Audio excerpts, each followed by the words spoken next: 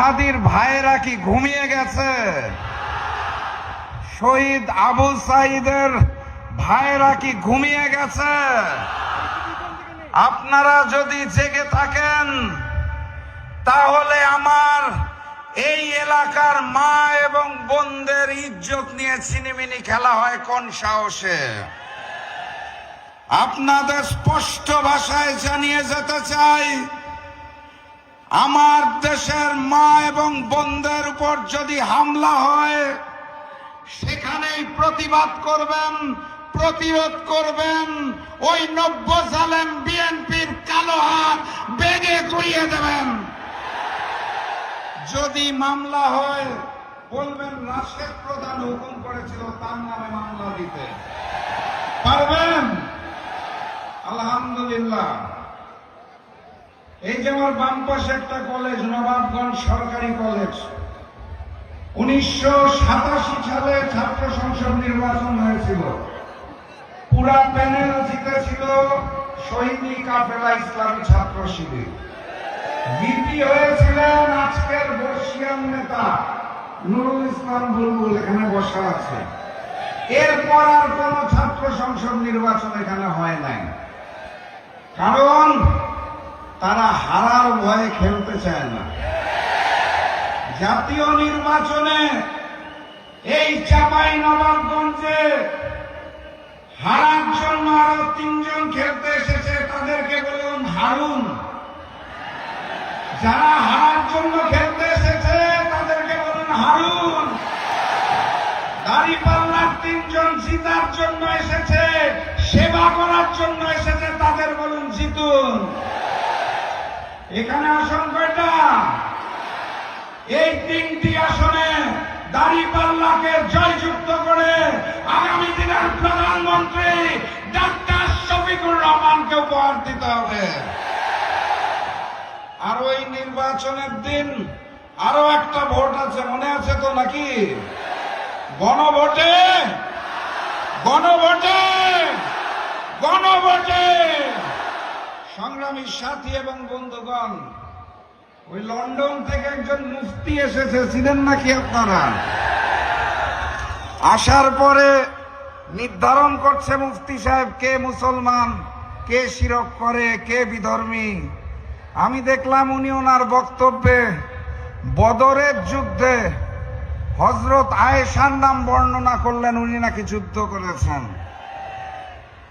London থেকে এসে মুফতি সাহেব রাজনৈতিক ইতিহাস পরিবর্তন করতে চায়। লন্ডন থেকে এসে মুফতি সাহেব বাংলাদেশের ইতিহাসকে বিকৃত করতে চায়। উনি বলতে চায় 16 বছর জামাত শিবিরকে মাঠে দেখতে পায় নাই। উনি 71-এর ইতিহাস পরিবর্তন করতে চায়। বাংলাদেশের ইতিহাস পরিবর্তন করতে করতে উনি এখন ইসলামের ইতিহাস পরিবর্তন করতে চায়। এই লন্ডনের মুফতি আর তার হাতে সৃষ্ট নতুন জালেম বিএনপিকে আগামী 12 তারিখ আমরা লাল কার্ড দেখাবো ইনশাআল্লাহ। 12 তারিখ গণভোটে হাকে জয়যুক্ত করতে হবে। চাঁপাইনবাবগঞ্জের 3টি আসনে 3-0 করে বিজয়ী হতে হবে। আমি বিশ্বাস করি ডাক্তার শফিকুর রহমান যখন প্রধানমন্ত্রীর দায়িত্ব গ্রহণ করবেন, এই মঞ্চে বসে থাকা একজন আপনাদের সন্তান গুরুত্বপূর্ণ মন্ত্রণালয়ের মন্ত্রীর দায়িত্ব গ্রহণ করবেন।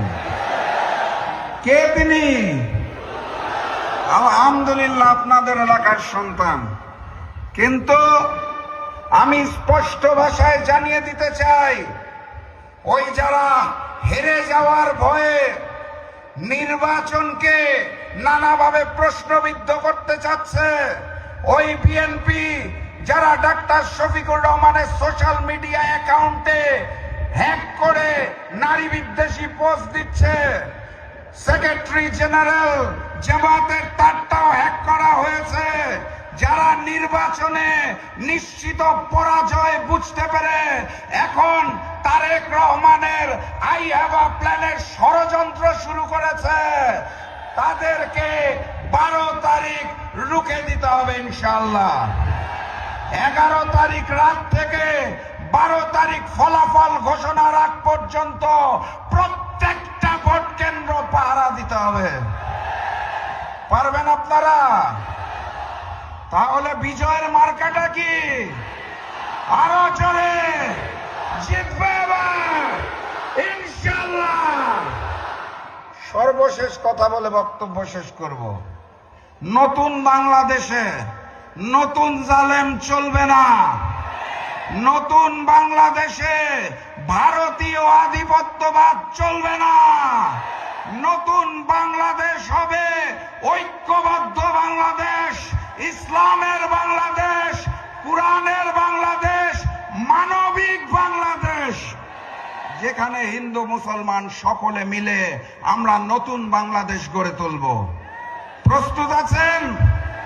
বিজয়ের স্লোগান দিয়ে বিদায় নেই। নারায়ে তাকবীর, নারায়ে তাকবীর। আবারও দেখা হবে ইনশাআল্লাহ। 12 তারিখের পর বিজয় মিছিলে আসবো ইনশাআল্লাহ। বিজয়ের পথে যাত্রা শুরু। জীবন